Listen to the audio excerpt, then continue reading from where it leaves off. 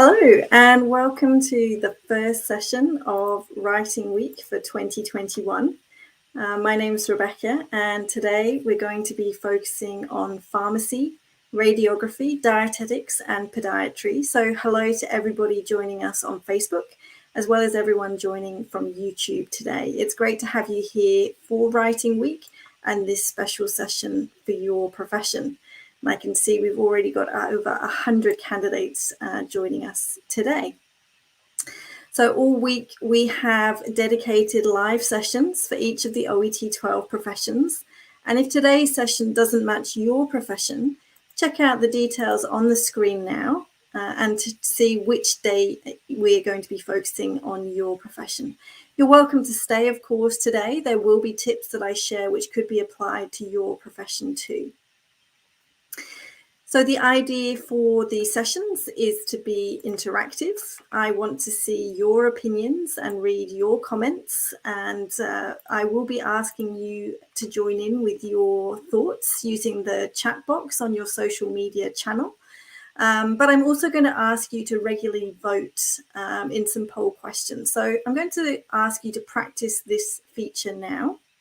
And if you have a second device handy, you might want to use that or open a new tab on your current browser if you're using a laptop or computer, so that you can move easily between the live stream and the polling software, which is called menti.com. So this is the first question, and we're putting into the chat box now the link to this question. So you can either click on the link, which will take you to the poll question, or you can go to menti.com and use the code that you can see on the screen now. So the question is a really simple one, and that is, have you written a letter for the new set of OET case notes?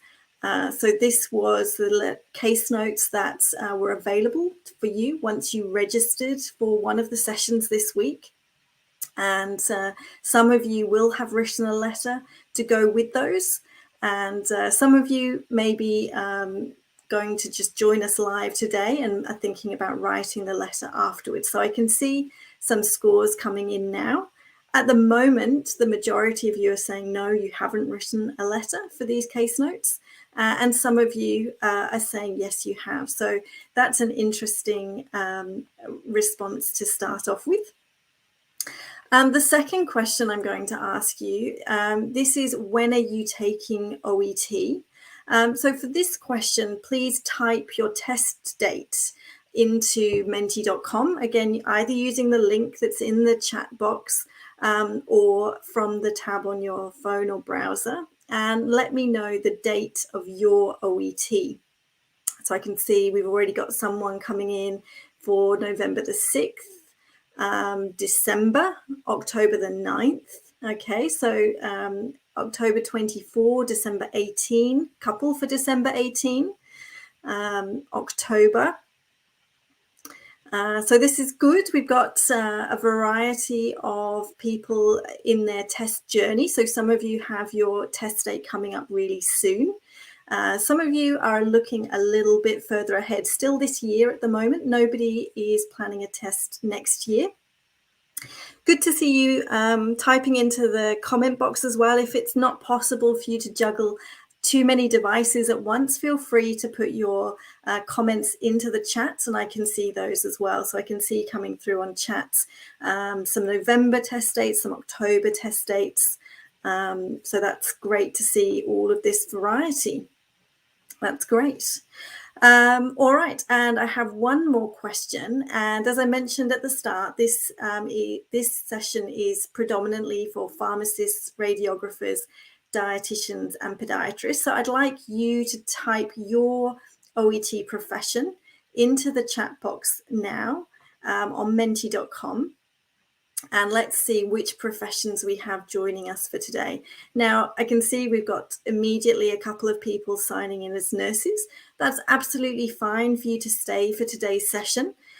We will be having a dedicated nursing session looking at the nursing case notes on Wednesday. So you're welcome to join today's session, but also to come back as well on Wednesday. That's absolutely fine. So it's great to see. We've also got some pharmacists joining, got some doctors coming along. ANU, I'm not exactly sure what job role that is, I'm afraid, but welcome to you joining as well. We've got a few pharmacists joining in the chat as well, quite a large number of doctors and nurses also. And as I say, that's absolutely fine. It's great to see you all here.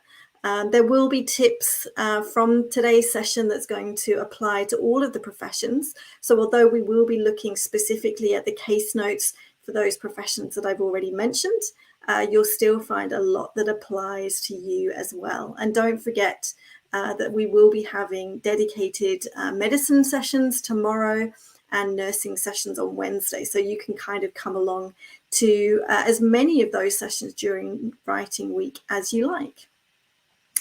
All right, that's great. So now we're familiar with the software. Oh, and one radiographer has joined as well. That's great to see. So we've got a couple of those professions that we're having dedicated to tonight joining us. That's great to see.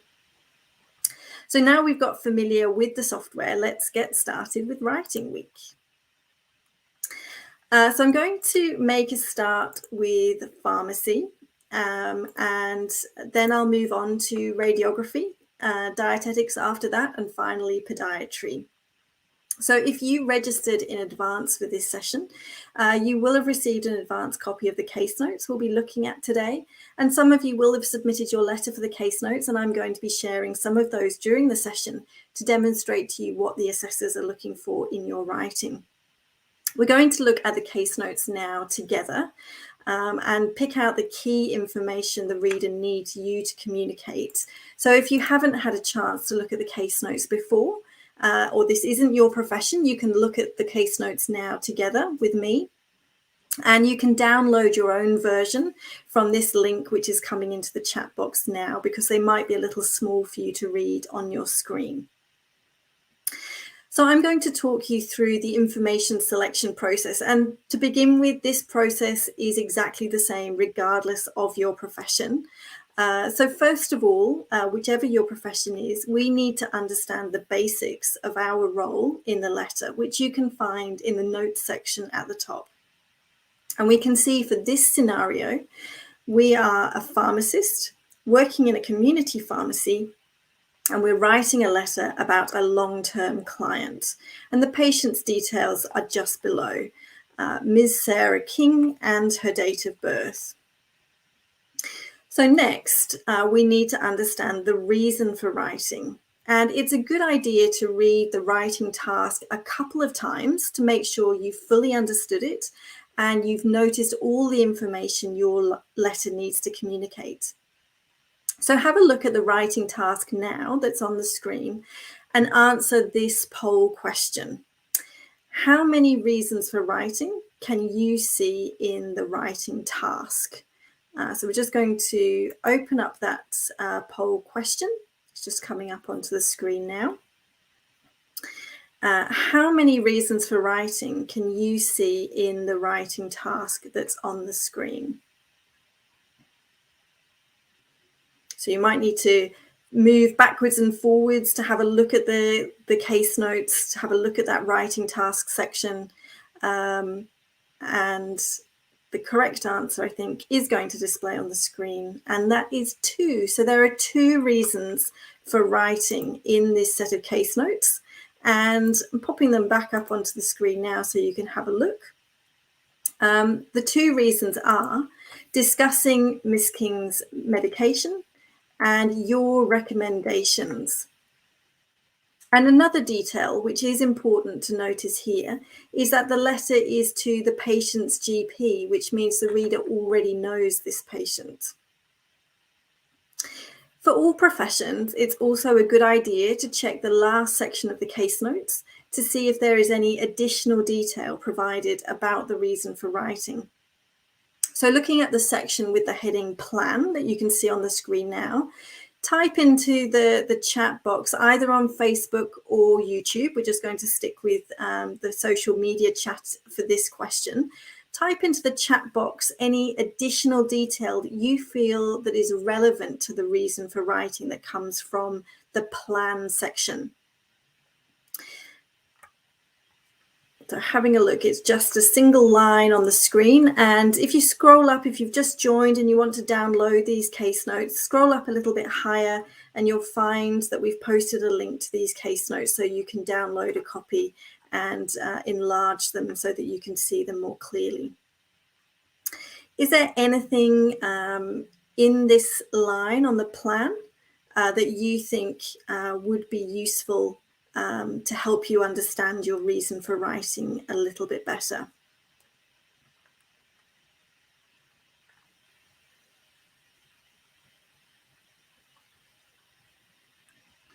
All right, I'm sure the answers are about to come through, but let me show you on the screen. So the review by the patient's rheumatologist for a comprehensive medication assessment, we can understand that to be the recommendations that you're going to be writing about in the writing task. So looking back at the treatment record, we can see that the patient visited on the 8th of May, which was 1 week ago, for a routine repeat prescription. And during this visit complained of some symptoms which she thought could be related to her medication. And you, as the pharmacist, diagnosed that the stress was causing an SLE flare-up and dispensed the prescription, and at the same time advised rest, exercise, and reassurance about the benefits of her treatment. The next date, which is on our case notes, is the 15th of May. And I note that this is the same date as the one that I've been given to write my letter. And that's important to pick out. So on this date, on the 15th of May, the patient returns and requests a sleeping tablet. And during your discussion, she mentions a visit to her doctor 2 days ago when she shared her symptoms and concerns, but that the doctor had insisted on continuing with the medication. Unbeknown to you or the doctor, the patient reveals that on the 9th of May, she had already reduced her dose to 5 milligrams and planned to completely stop the medication and take a sleeping tablet. So you diagnose on the 15th of May that the long-term use of her medication is causing insomnia, and explain to the patient that a sleeping tablet won't be effective against this. Instead, you gain the patient's consent to inform her GP and do not dispense any sleeping tablets.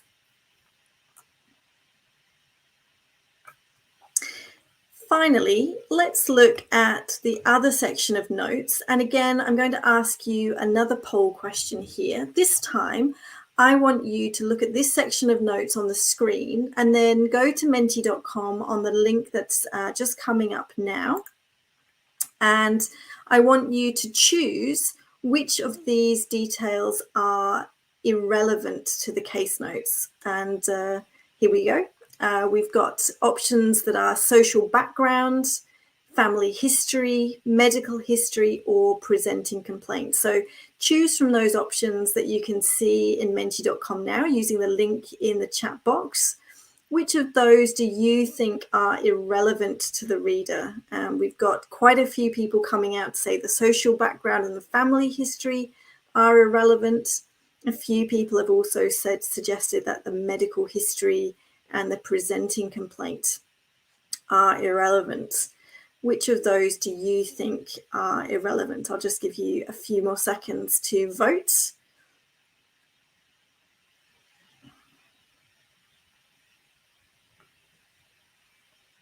You can also comment into the chat box on social media if you can't get to the polling question. I can see a couple of you in the chat are saying the social backgrounds and the family history are irrelevant, which is what seems to be being agreed to on the screen as well. And yeah, I would agree with your analysis. The social background and the family history for this situation would already be known by the reader. Remember, we are writing to the patient's GP, and they also don't relate to the reason for writing. Now, the fact that the patient has had SLE since childhood isn't relevant either. So we only need that first part of the medical history. And then from the medication history, which I didn't ask you about, but I'm just popping on the screen now, only their current medication and current dosage is important. So in your 5 minutes of reading time that you get in OET prior to the 40 minutes you receive to write your letter, you need to work out the specifics of the situation and the information you need to communicate. And this table, which is showing on your screen now, breaks down all the information you need to check case notes to make sure you don't leave out any important details. And these headings can be used for any of the OET professions. So I filled in this table, obviously, for the pharmacy case notes that we've just been looking at, but I'll also show you in the other sessions this week how you can use the same table for your specific OET profession. While you're practicing, while you're getting ready for test day, you can use this table and actually write in the case notes that relate to each heading so that by test day, you have the headings memorized and you can search for these details while reading. And once the writing time starts, spend a couple of minutes underlining or highlighting the notes that you have selected in your mind, and that will help you then roughly plan the structure of your letter. Now, ahead of writing week, we had several pharmacy letters submitted in advance, and we're going to use a few of these to focus on their strengths and weaknesses against the writing assessment criteria, so you can understand what you need to do and avoid doing when writing your own letters. So here is the first letter, which was submitted by Rizwana. Thank you for that. And I'm just going to give you 2 minutes to read it. If you haven't seen the case notes before today, try to put yourself in the reader's shoes and then comment in the social media chat to say if at the end of the letter you feel well informed or you're left with some questions. So how do you feel at the end of this letter, thinking about that table of information that we've just been picking out from the case notes? Do you feel well informed by the end of the letter, or are you left with some questions? So I'll give you another 1.5 minutes to read the letter on the screen and then comment in the social media chats about whether you think this is a letter that gives you well informed at the end or leaves you with some questions.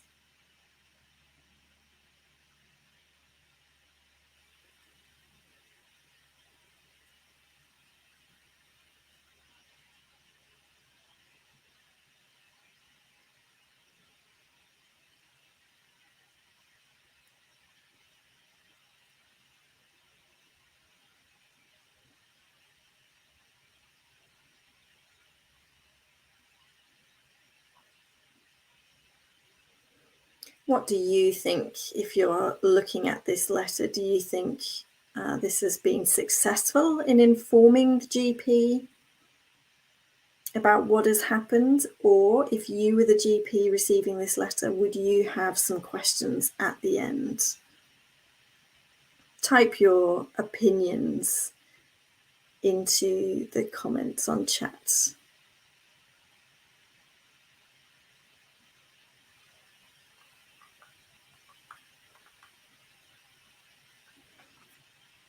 All right, thanks Hanan for your suggestion. So Hanan is suggesting that the introduction is very long and the purpose isn't very clear. Okay, so that would mean you have some questions by the end of reading the letter. Thanks for that. Well, let's have a look at some of the different aspects of the letter together and see if we can come to an opinion. So the first question I want to ask is, do you think the letter has clearly explained the reason for writing to the GP? And I've got another poll question for you to answer to tell me your thoughts on this. So you've got 3 options to choose from: yes, partially, or no. So do you think this letter has clearly explained the reason for writing to the GP? What are your thoughts?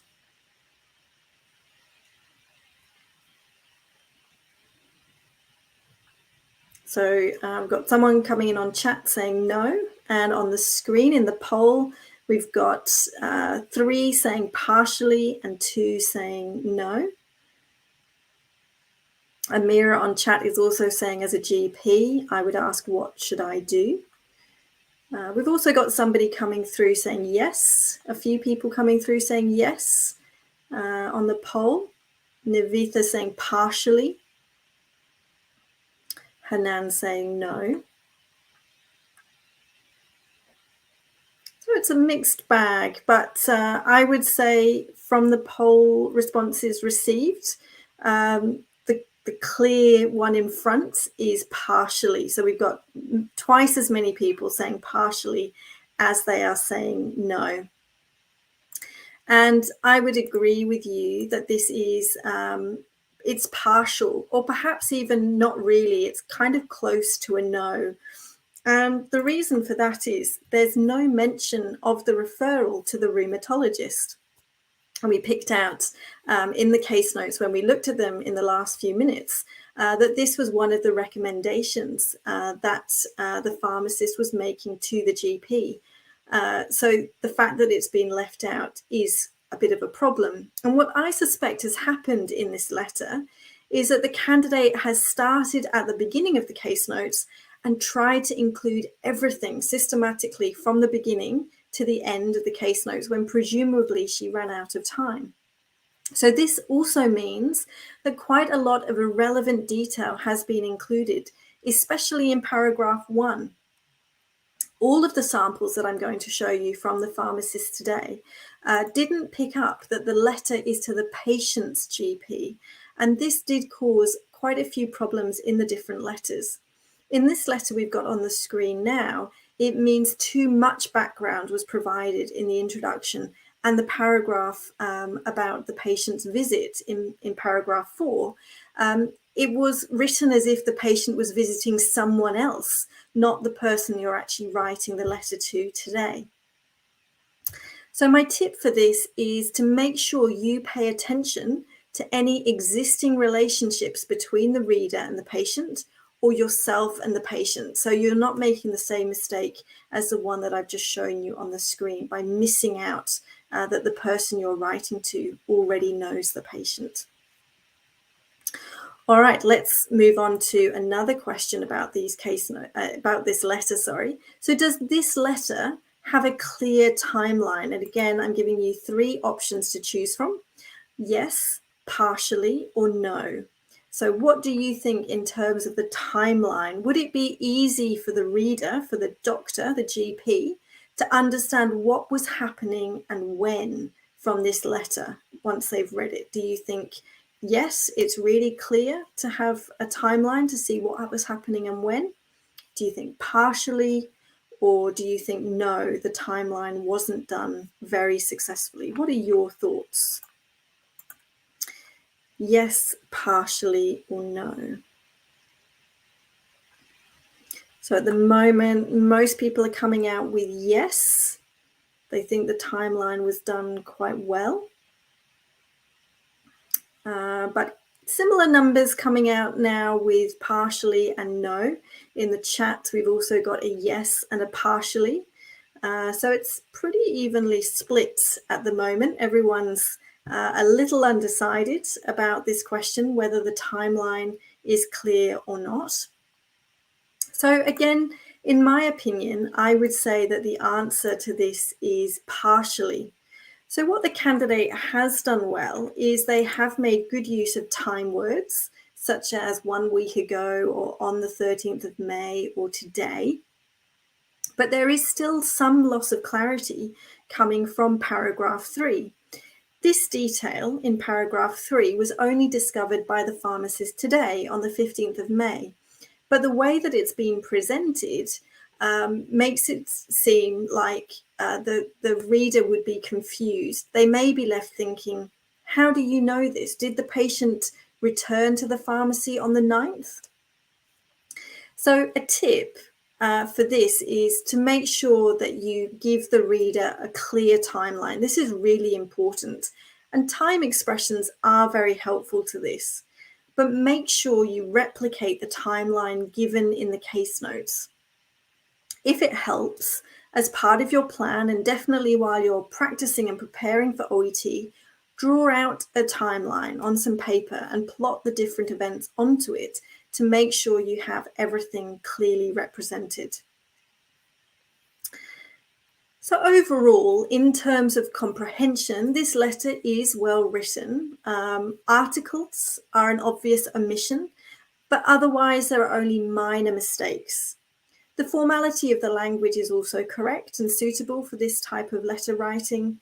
But what this candidate could do with working on is better selecting the information to include or omit and ensuring that the reason for writing is really explicit from the start.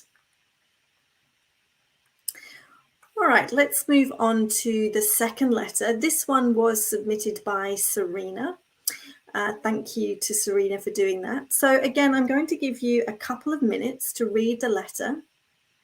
And then I want you to comment in the chat on social media about whether you think this letter successfully explained the reason for writing. So take a couple of minutes to have a quick read of this letter. Think about the case notes. Think about the previous letter. Compare the two perhaps. And then let me know in the chat whether you think this letter successfully explains the reason for writing.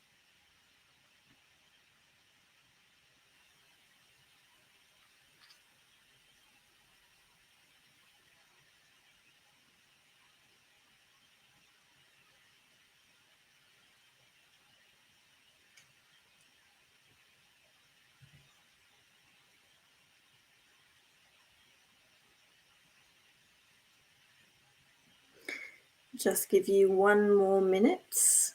What do you think about the reason for writing? Thinking about the referral to the rheumatologist, the recommendations that the pharmacist is going to make.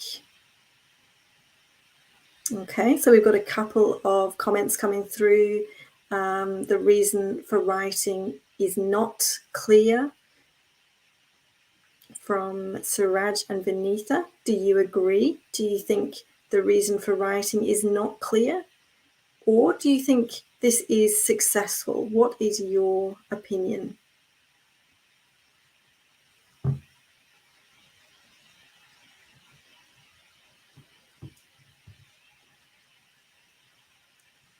All right, so Neethu saying yes, I think this is successful. Hanan is saying it's a good introduction, but the purpose isn't clear enough. Navitha, the purpose isn't clear. Hawkeye is saying, for me, it's clear. Shahzad, not clear. All right, so we've got a split of opinion here. What I would say about this letter is that it was certainly more successful than the first one because we do have mention of the referral to the rheumatologist. Without that information, the letter really fails in that communication. The first sentence in this letter could have been expanded a little more to be more explicit. So perhaps by adding something like is experiencing insomnia to the end of the sentence. And this would ensure that the reader feels really clear about why you are writing to them. Now, there is one big paragraph in the middle of the letter which covers 3 different visits. So my next poll question for you is, if you had written this letter, how many paragraphs would you have split this into? So I'm just going to give you another 10 seconds to have a look at that big paragraph on the screen. You can go to the poll question and start entering your answer when you're ready. So how many paragraphs would you have split that big paragraph that you can see in the middle into? 2, 3, 4? How many paragraphs would you have split it into? Let's have a look. So the correct answer is actually 3. So that was maybe a little bit fast for some of you. Only one person managed to get their answer in there. But the correct answer, or the best answer, I would suggest, is 3 paragraphs for this letter. One paragraph doesn't actually even look right on the page, but it's also covering too much ground for the reader to be able to follow it clearly. This paragraph covers the patient's visit on the 8th, her visit to the reader, which is the doctor, on the 13th, which is actually a mistake in the letter you can see on the screen. It's the 15th, but the doctor's visit was the 13th, and today's visit, which is the 15th. So we're covering a lot of ground in this one paragraph. And my tip for this is to organize the information clearly for the reader by only having one theme or topic per paragraph. The idea can be a time period or just one topic, but remember that if you find yourself changing to start talking about a different time period or a different topic, then you need to start a new paragraph. All right, let's have one more question about this letter. This next question is, how formal do you find the language in this letter? So again, the link to the question is coming up in the chat now. Do you think this language is not formal enough? It's too formal, or somewhere in the middle? So you can pick, there's a sliding scale for this question. You can go for one end or the other, so not formal enough or formal, or you can go for somewhere in the middle. You think it's about right. What do you think the language of this letter in terms of formality? Let's have a look at how you are voting. So at the moment, it seems that most people are somewhere around the middle, between the not formal enough and the too formal mark. In chat as well, we're getting people coming in saying semi-formal or informal. What do you think? Someone else in chat is saying formal.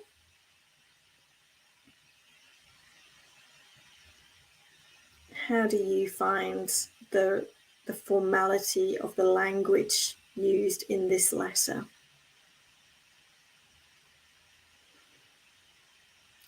Suraj also saying semi-formal. So we can see again a mix of responses, and those that have voted in the poll question have certainly gone on the not formal enough side.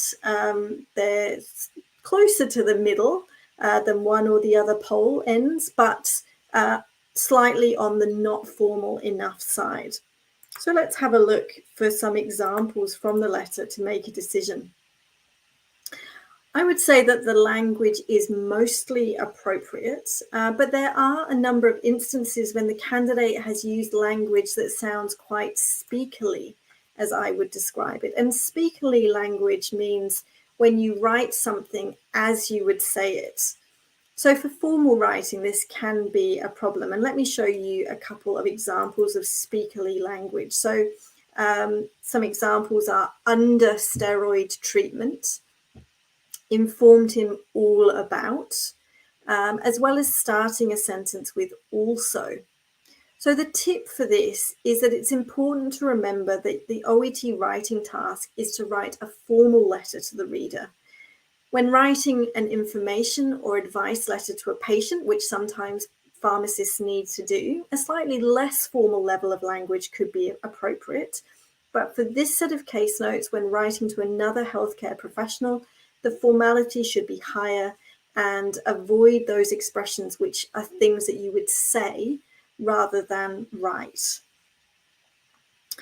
So overall, this letter is clear enough for the reader to understand, despite there being a few spelling mistakes, but quite a lot of useful detail has been omitted, which would leave the reader with questions at the end.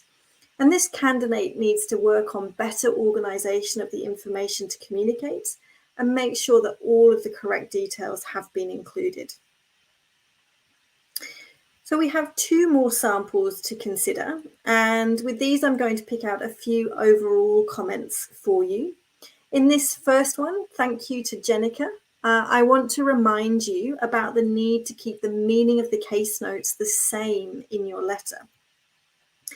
So while paraphrasing can demonstrate your ability to use English, you mustn't change the meaning of the case notes. At the end of the introduction, this candidate has written that a rheumatologist referral would be highly appreciated. And in the final paragraph, we have suggest that a rheumatologist referral can help Ms. King to benefit from a comprehensive medication assessment. Now, the verb used in the case notes is recommend, which isn't the same as what has been written. And it means it's not clear to the reader that this is what the pharmacist thinks. It's also unnecessary to add details to the case notes. The final sentence would be better written, in view of the above, I recommend a rheumatologist referral to provide a comprehensive medication assessment. And we have one last pharmacy letter. This one, thanks to Jasno for submitting. And this one starts off with a nice phrase for the situation. And actually this phrase was also used by Jenica. But also this letter has similar problems to the other samples. So at the end of the introduction is the phrase, further advice and support from your end. This is not part of the case notes, and such a generic phrase shouldn't be added as standard to your writing. From your end is also speakerly language. So the reason for the patient's visit on the 8th of May is also not presented very accurately, with the candidate suggesting that the patient wants to refill her script for a condition rather than refill a script for a medication. So again, this is where paraphrase can maybe change the meaning or create inaccuracy. There's also no mention anywhere in the letter of the patient's correct dose. So that is an omission that should be rectified. So if you are a pharmacist watching, please add your opinion to this final poll question about pharmacy before we move on to radiography. So I'd like you to let me know whether you have learned some useful tips to improve your writing from looking at these pharmacy case notes. So what are your thoughts about whether you've learned anything useful? You can also comment in the chat, of course, on YouTube or Facebook to let me know. As a pharmacist, do you think you've learned some useful tips to improve your writing from looking at these samples? The little dots are coming in. That's good to see. They're all flying over to the yes side. That's great. Even if you're not a pharmacist, as I mentioned, a lot of those tips that I've just been talking about are useful for any of the professions. So hopefully, if you were a pharmacist, that's enabled you to feel a little bit more confident about this set of case notes. And we're also going to put into the chat now a link to the official sample letter for the case notes for you to compare with your own. So if you've already written your letter for these case notes, you can now have a look at the official sample letter for them. Otherwise, the case notes and the sample letter will both be made available on the OET website next week. All right, that's great. So we're going to move on now to radiography. So if we have some radiographers in the audience today, say hi in the chat now, either on YouTube or Facebook. If you're joining us from there, let me know if we have some radiographers watching. I hope so. And I'm sure there'll be some other radiographers who are catching up with this, perhaps if they can't make the session live today. If you haven't seen the new case notes for radiography, we're posting those in the chat now too. And it's great to see. It looks like we've got at least 3 radiographers joining us live today. Lovely to see you. I hope this next little part of the session is going to be useful for you. So if you haven't seen those case notes, you can download them from the link that's just going into chat now. If you're not a radiographer and you're interested to have a look at the case notes yourself, then please do download, have a look. We're going to go through them together anyway, and you never know, you might learn something interesting from the experience. So I'm going to go through the notes, demonstrating how to select what to include to improve your letter. So starting at the top, again, we need to work out our role in the situation. And the notes tell us that you work in a private radiology clinic and the patient has been referred by his new doctor for an X-ray, and the patient's details are provided below that. Now I'll get you to look at the writing task again, and I want you to let me know how many reasons you can see for writing in the writing task. So I'll leave the case notes up on the screen briefly, just while we post the question into the chat. You can go to the poll question and work out how many reasons for writing you can see in the writing task. I think the poll question is just updating. So when you're ready, and you'll have about 10 seconds to choose your answer, it's not long. How many reasons for writing do you think there are? 1, 2, 3, 4? Pop your answer into the chats or into the poll. Let's go and have a look. Oh, I've given you a little bit longer to answer this question. So how many reasons for writing can you see in the writing task? Suraj is saying 1, a couple of people saying 1 on the chat, or 2. Let's see, we're about to finish the poll. The final answers are 2 to 3 with the answers. The correct answer is 2. All right, so well done if you chose 2, either in the chat or to answer that question. Let's have a look at what those reasons for writing are. So we can see in the writing task that today you are going to explain the consultation, or today's consultation, and you are going to suggest that she, or the doctor, contact the patient's previous doctor. To understand this a little bit more, let's look at the last section of case notes, which is the action line, and look at whether we can find any additional support for our reason for writing here. We can. I can definitely see some additional detail that's helpful. So the additional detail in action is to request the original X-ray images and patient records from the previous doctor. So that's sort of a follow-up to what we saw in the writing task. Now, the majority of the case notes for this task for radiography are taken up with radiography notes. And let's have a look at that first section on the left. From this, we can see that the patient was referred for a lumbar spine X-ray because of unresolving lower back pain. And once in the preparation room, the patient admits to previous lumbar spine X-rays, and there are records that confirm 2 images from January and April this year. Neither of those had pathology, and today's referral doesn't request any additional views such as obliques. Moving on to the rest of the radiography notes, your discussion with the patient reveals he is now being treated by a different doctor, and he isn't sure if this doctor has his records and images. You consult the radiologist and decide not to go ahead with the X-ray. Needless to say, the patient is unhappy, and you explain that it would be unnecessary radiation and that the 2 previous X-rays had shown no pathology.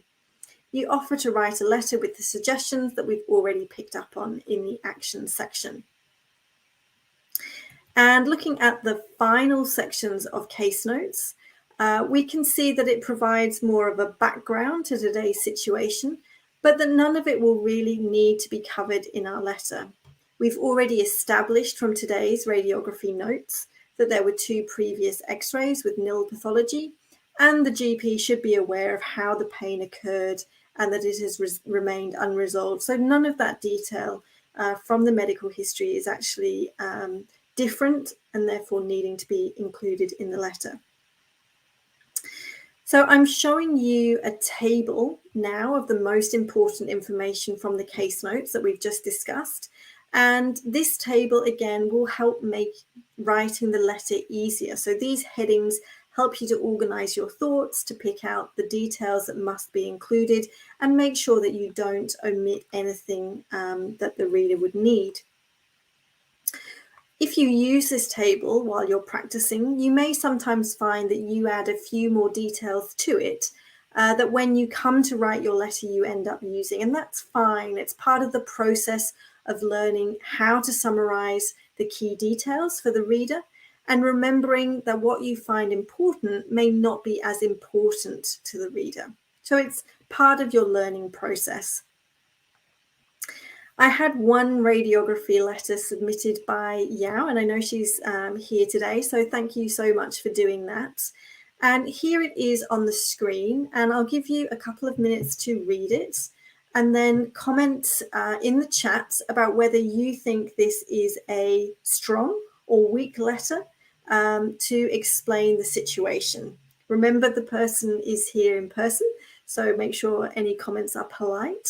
But just take a couple of minutes to read the letter and let me know what you think in chat about whether you think this is a strong or a weak letter.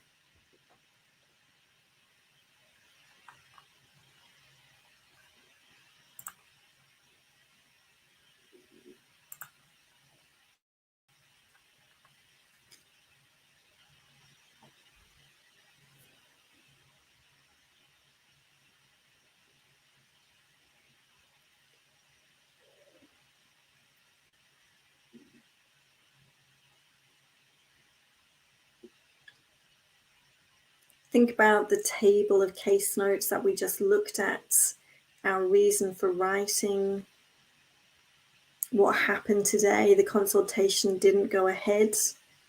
What do you think? I'll just give you another 30 seconds. Comment into the chat, either on Facebook or YouTube. Do you think this is a strong letter in response to the case notes or a weak response? Do you think there are some problems with this letter? What do you think?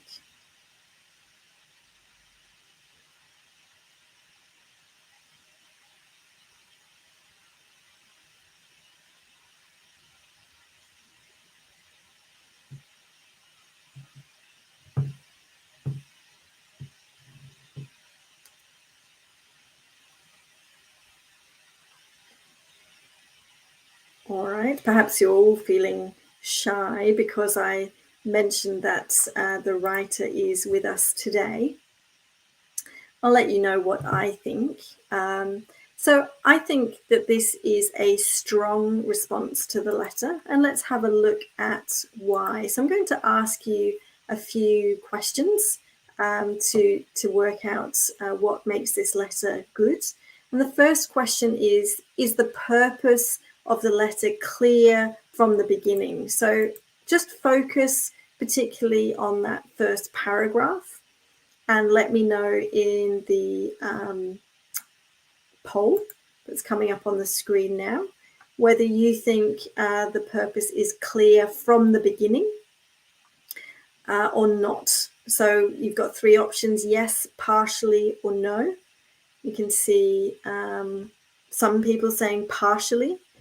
Somebody has voted yes, and someone else or a couple of people coming through on chat are also saying yes, it is clear from the beginning. Just give you 10 more seconds to vote or chat in comment in the chat. So at the moment on the poll, it's tied between yes and partially. In the chats, 3 are saying yes and 1 partially. Great. So thank you for voting. Let's have a look. So I would agree. I think that the first paragraph clearly explains the background of the situation and the outcome of today's visit. And this is a tip. It's really important to get a good score in purpose, which is the first of the assessment criteria that OET assessors use to score your writing. To make the reason for writing really clear at the beginning of your letter. Your reader wants to know from the start, why am I receiving this letter? Why should I spend any time reading it? So here's another question. Is the language personalized for the situation? So again, there's a poll question coming up now, and there's a sliding scale for you to choose from between personalized and not personalized. And what I mean by this is, has the writer chosen or been able to be flexible with their language to write sentences specific to this set of case notes, or are you seeing very generic template sentences being used in this letter? What are your thoughts? Vote from the link in the chat now. Do you think the language is personalized, it's specific to this set of case notes? Or do you think it's not personalized? You're seeing generic language that is used in many kinds of letter writing, not particularly specific? Or somewhere in the middle. You can slide that scale anywhere you like between the two poles.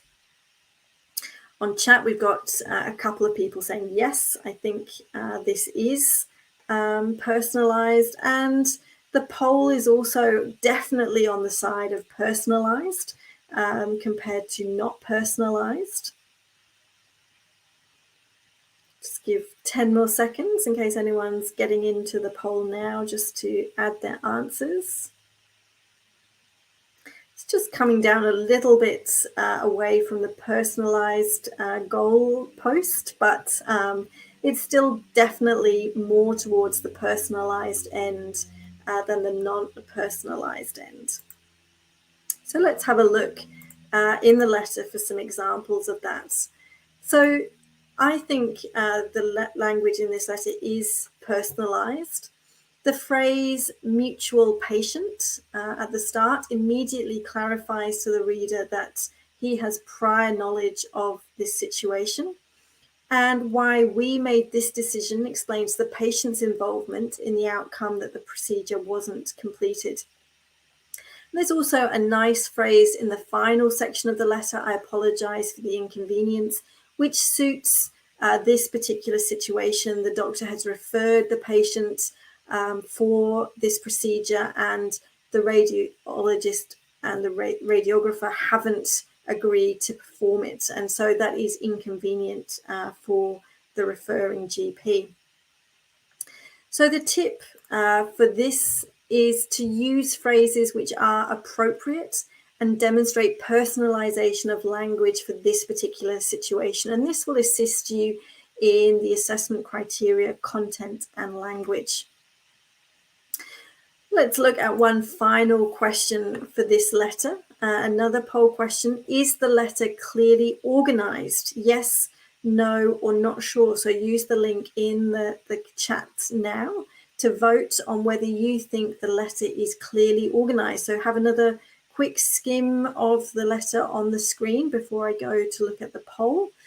Do you think this letter is clearly organized? And then you can choose in the poll, yes, no, or not sure.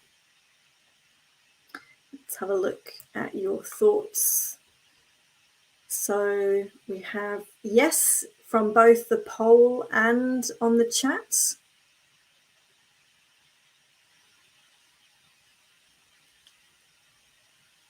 What do you think? Is the letter well organized? Yes, not sure.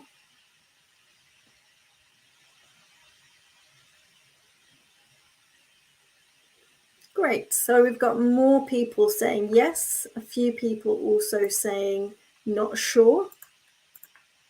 So what I would say is that, yes, the organisation is another strength of this letter. So we have 3 paragraphs to this letter.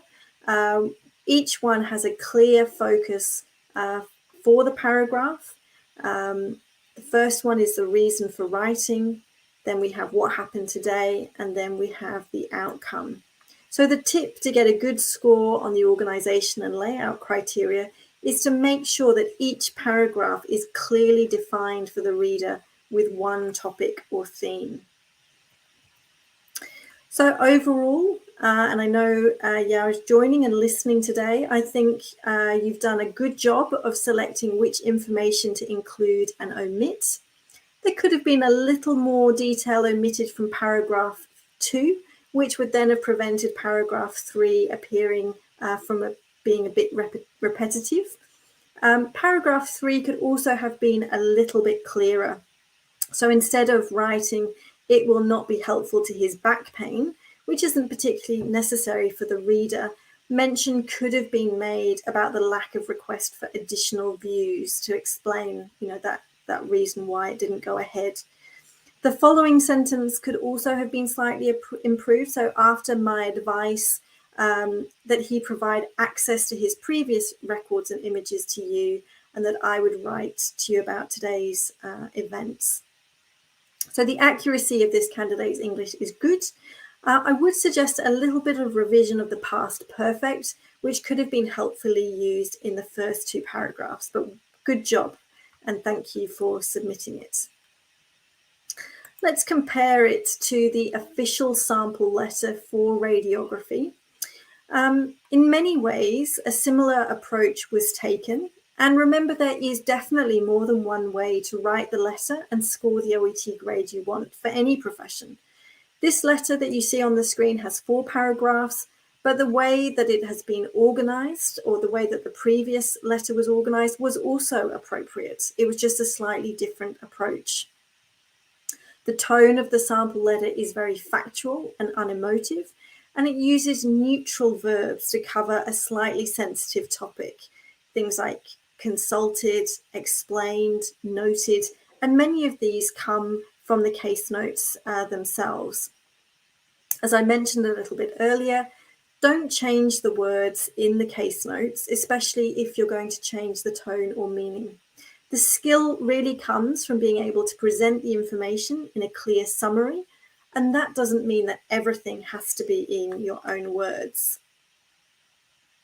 So if you are a radiographer watching, and I think we had a few joining for this session today, please let me know the answer to this poll question, that you have learned some useful tips to improve your writing from looking at these samples. And then we'll also share into the chat box that official sample answer.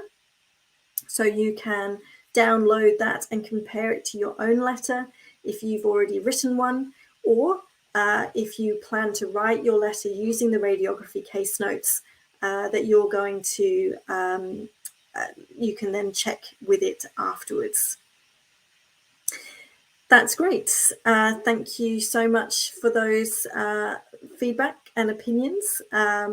It's great to have had some radiographers join for this session. And we'll now move on to dietetics. So if you are a dietitian joining today's session, again, please say hi in the chat box now. It's great to have a number of different professions joining us. Sorry, I've just clicked off my screen. Let me know if you are a dietitian joining today. And if not, as I said, as with all the other case notes that we've gone through, there's still going to be some helpful tips coming from these case notes if you're not a dietitian, but you would like to stay and hear those tips. And for all the dietitians who were not able to join live, but are watching later, I hope this is useful for you too. Now, I didn't have any dietetics letters submitted in advance, but I will go through the case notes and talk about what the important information was. And we'll also look at the official sample letter for dietetics. So The case notes have just posted into the chat now. You can download these to have a look at them yourself. Remember, we'll be making all of the case notes for all of the professions and the sample letters available on the OET website next week. But for now, you get a sneak peek at the dietetics case notes. And let's have a look at what we can find out from these case notes. So we can see that this patient has been referred by their doctor to try to combat the factors contributing to his worsening angina, which are namely his poor diet and lack of exercise. And this is more significant because the patient has multiple coronary risk factors, such as hypercholesterolemia, and is considered obese with a BMI of 31. So looking at the detail for these case notes, you can see you're writing a letter to update the doctor on the patient's progress to date and your management plan for the future. From the treatment record, which contain a lot of details, the ones to focus on are those which the doctor wouldn't already be familiar with and which link to the outcomes you are working towards with the patient.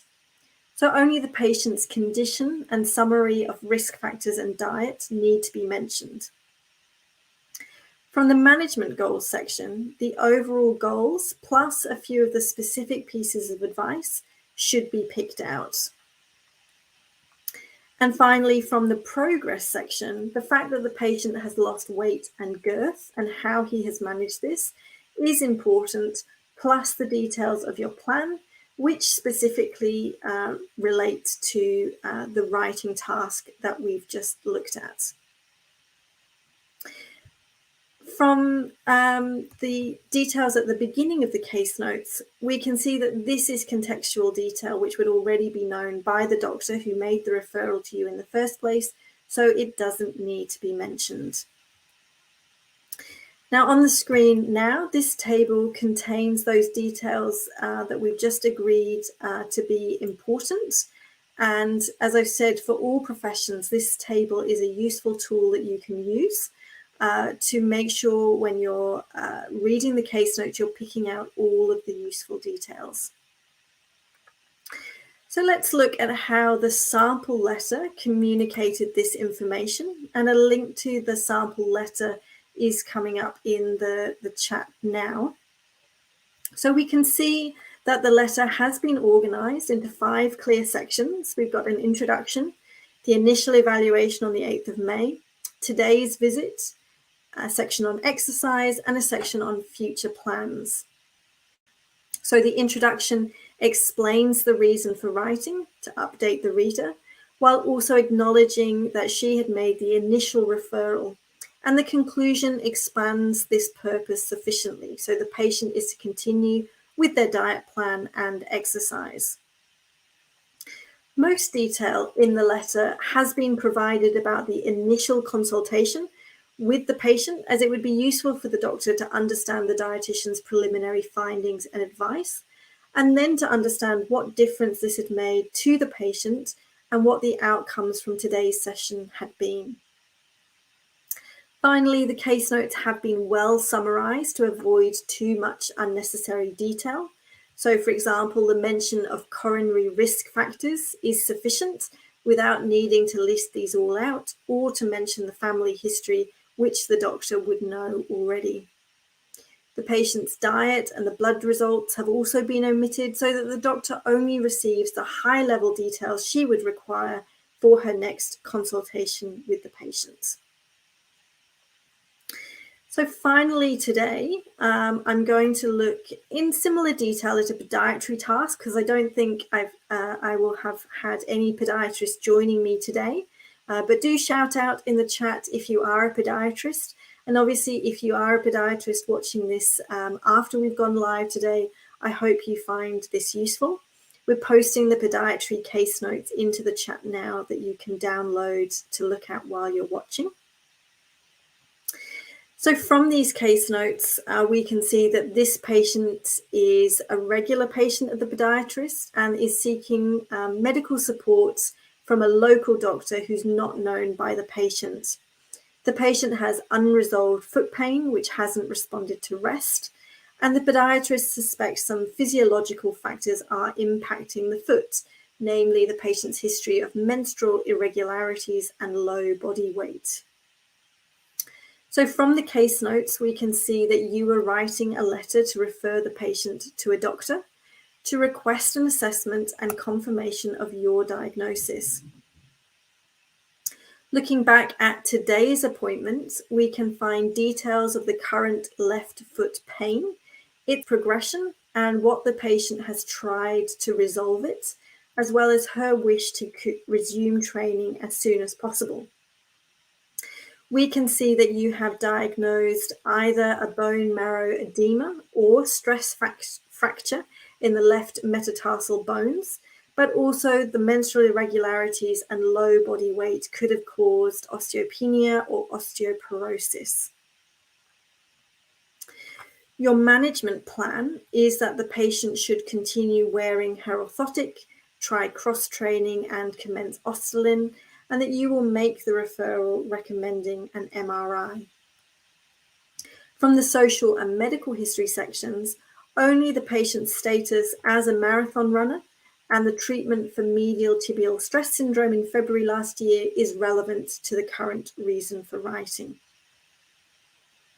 So on the screen is a table of those case notes reduced to their main points.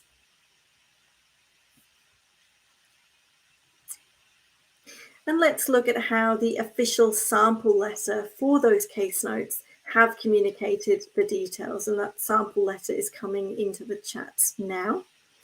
So this letter has been organised into 4 clear paragraphs. We have an introduction, we have the problem incorporating the history and including details from today's visits, we have the relevant history, and we have recommendations. So the introduction clearly explains why the referral is being made, assessment of the foot with suggested possible diagnoses, and the recommended course of action is at the end, what is needed from the doctor, what the patient's expectations are, and what she has been advised to do. Now, the main focus is on the foot pain and describing how it occurred or progressed and the podiatrist's assessment. It is noticeable that most of the case notes have ended up in the letter, but unnecessary details have been omitted, such as the patient's occupation, the exact exercises which have been recommended, components of the recommended supplement, and so on. So that was a little bit of a whistle-stop tour through podiatry, but hopefully if there were podiatrists watching afterwards, then that will have been a useful glimpse for you. So thank you for listening to today's session, particularly for joining in if today we didn't cover your profession. Remember, we are having sessions for all OET professions this week. We have medicine tomorrow if you are a doctor. We have nursing this time on Wednesday. On Thursday, we are covering dentistry, optometry, and veterinary science. And we're finishing the week on Friday with all our therapists, occupational therapy, physiotherapy, and speech pathology. So we look forward to joining you for one of those sessions later this week. So a few tips to finish with today. If you're looking for more writing resources from OET, make sure you've bookmarked as a favorite or downloaded the OET writing guide, which has just popped up into the chat now. The other thing that you need to make sure you do, and which is on the screen and we're about to put into chat as well, is to make sure that you have the assessment criteria handy. So you noticed with the tips that I was giving during today's session, I would mention which of the assessment criteria the tip related to. So it could have been organization and layout, it might have been genre and style, it could have been purpose. These are the assessment criteria that the assessors are using, and it's really useful to have your own copy of these to hand to make sure you understand what the assessors are looking for. If you haven't already tried writing a letter for these case notes, and today was all about your profession, have a go at writing your letter before you look at the sample letter, and consider making use of the table that I was showing you today for the different sets of case notes. This will really help you select the details you need to include, as well as helping you to decide which details to omit. And one final reminder that we will be posting all of the case notes and all of the sample letters for all of the professions. Once writing week ends, they'll be available on the OET website in our sample test section for you to make use of after this week. So I look forward to seeing some of you in later sessions this week. Thank you so much for joining me today, and I'll see you all soon. Bye for now.